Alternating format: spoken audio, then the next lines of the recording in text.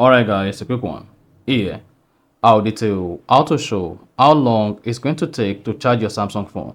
So, if you go ahead, plug your Samsung phone, then should just say the Samsung phone is charging. And if you load the screen, then you're going to see the minutes it's going to take to charge your Samsung phone here.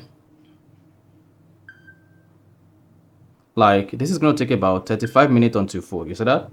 Now, if you want to make this to display on your Samsung phone as well, so that each time you plug your Samsung phone, it's going to show how long it's going to take before the charging is complete. So all you need to do is go ahead and open the settings app.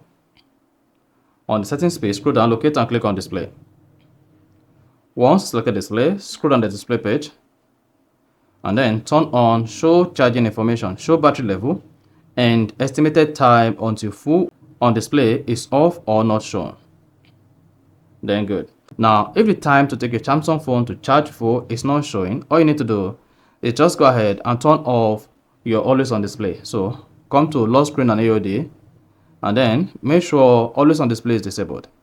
With this is going to show how long it's going to take your Samsung phone to charge. So if you found this offer informative, please don't forget to like and then subscribe.